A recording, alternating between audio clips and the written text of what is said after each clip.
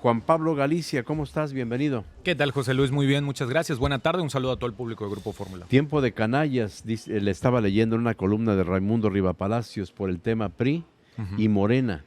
¿En qué se pusieron de acuerdo y qué fue lo que ocurrió para que nos des luz en este tema? Bueno, fíjate que en ese sentido no es novedoso, lamentablemente no es una novedad el hecho de que se esté sospechando de Alejandro Moreno Cárdenas del PRI y en particular de un grupo dentro del bloque del priismo en las dos cámaras del Congreso de la Unión respecto a que podrían estar negociando sus votos para poder ayudar a Morena a sacar votaciones importantes, algunas de ellas mayoría calificada. Ya lo comentábamos nosotros, por ejemplo, hace algunos meses cuando la reforma al quinto transitorio por el tema de la Guardia Nacional, por el tema de la posibilidad que tenían las Fuerzas Armadas de participar en tareas de seguridad pública. En esta ocasión, lo que se ha estado manejando es que el PRI, junto con otros partidos políticos, hay que decirlo, pero sobre todo el PRI estaban empujando a que se pudiera modificar, a que se pudiera reformar la Constitución, nuevamente se requería mayoría calificada para ello,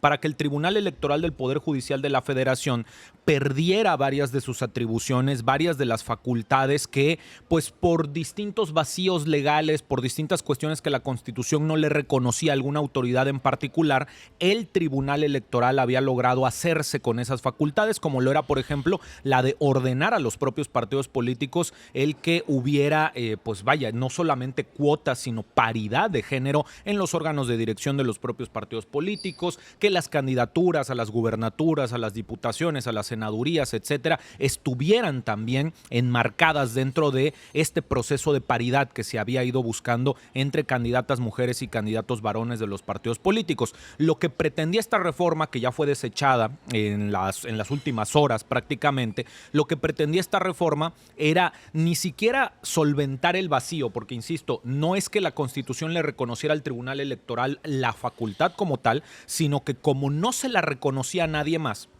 a través del juicio de protección de derechos político-electorales, el Tribunal Electoral prácticamente se hacía con las facultades para poder ordenar este tipo de acciones afirmativas, como se conocen. Y los partidos políticos, el PRI, el PAN en un momento, el PRD, el Partido del Trabajo, el Partido Verde y Morena, lo que pretendían era que más bien la Constitución le dijera al tribunal: no puedes intervenir en ese tipo de temas porque ese tipo de temas son exclusivos del Poder Legislativo. Con lo cual, los partidos lo que querían era que ya no se les obligara a cumplir con esta paridad de género, que habrá que recordar, José Luis, en varios estados de la República todavía hasta el día de hoy se sigue, pues no temiendo, pero sí se sigue, digamos, contando los días de cara a ver si o el partido político resuelve primero si en tal entidad va hombre o va mujer a la candidatura para la gubernatura, o si se van a tener que esperar a que sea el INE o el Tribunal Electoral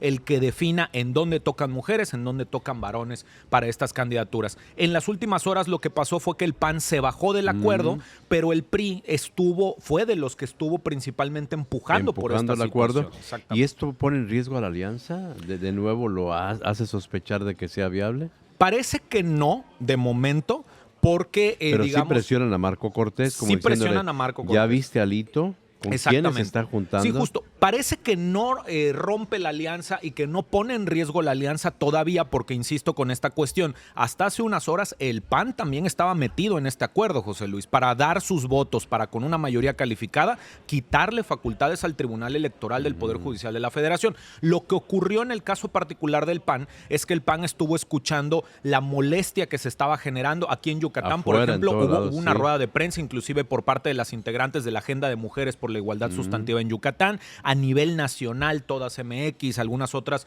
organizaciones, digamos, que han luchado porque esta paridad de género en las candidaturas también se respete. El PAN prefirió no meterse en camisa de 11 varas, escuchar estas protestas, estas manifestaciones y quejas que se estaban generando y no echarse a la bolsa, digamos, enemistades que pues no le sobran, digamos, de cara al 2023. Hay elecciones en Coahuila y el Estado de México, recordar, y de cara a las próximas elecciones del año 2024, el año siguiente. El PAN por eso se baja de este acuerdo. La cuestión con el PRI, digamos, Me parece tiene un poquito que ver con que en el priismo, por lo pues desinflado que puede estar ya el partido político luego de todo lo que le ha pasado, le conviene todavía menos que haya autoridades como el INE o el tribunal que le ordenen poner mujeres en un lugar, poner varones en otro, no poner a tales candidaturas, porque eso debilita los acuerdos y los amarres que podría estar teniendo Alejandro Moreno Cárdenas, Alito, ya sea para temas relacionados con la alianza o para temas relacionados con Morena, porque no hay que perder de vista, con sus propios intereses al interior del PRI, porque no hay que perder de vista que Alito sigue teniendo la sospecha de parte de sus propios correligionarios de que él también por debajo de la mesa está negociando cosas con Morena, ya sea candidaturas, victorias, derrotas en las elecciones de este año que hay en el Estado de México y en Coahuila. Oye, ya para cerrar unos minutitos nada más, y Panchito Torres entonces en el PRI local, ¿cómo quedas? Entiendo que el 10 de abril ya vencía el plazo para que le dijera adiós al PRI local. Sigue habiendo una controversia en ese sentido, José Luis, tal cual, porque, vaya, se estaba tomando en consideración los 4 años desde que le fue entregada la constancia de mayoría o desde que tomó posesión del cargo. Lo cierto es que al menos hasta ahorita, y ya estamos en viernes 14 de abril, y probablemente el fin de semana tampoco veamos una noticia relacionada con ello, ya es tiempo de que se publique una convocatoria. Muy probablemente pero lo que tiene están que citar esperando... el Consejo Estatal. Sí, exactamente. Y si no, el Consejo Nacional tendría que dictaminar. Exactamente. No es una cuestión, digamos, por eso digo, este fin de semana, no es muy poco probable que este fin de semana sepamos algo al respecto, a menos que se haga alguna convocatoria fast track, se llame al Consejo y este Consejo emita ya la convocatoria para el siguiente proceso.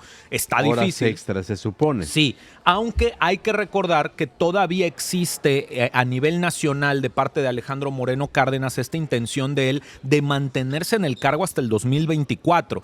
Y si Alejandro Moreno Cárdenas, el dirigente nacional del PRI, logra su cometido, porque hay ahí un tema de interpretación de qué fue lo que anuló el Tribunal Electoral, qué fue lo que anuló el INE y de cuáles son las facultades que tendría el Consejo Nacional para extender su mandato. Hay todavía una controversia respecto de si puede o no con las últimas resoluciones de la autoridad, pero si Alejandro Moreno Cárdenas logra quedarse varios meses más hasta el próximo año en la dirigencia nacional, lo más probable es que el acuerdo sea con quienes lo están sosteniendo, que son las dirigencias estatales, para que también las dirigencias estatales se mantengan hasta el próximo año. Juan Pablo Galicia, ¿te seguimos en? Estamos en @JPGalicia en todas las redes sociales para quien quiera seguir con la conversación. Excelente fin de semana para todos. Igualmente Juan Pablo Galicia, aquí en Radio Fórmula.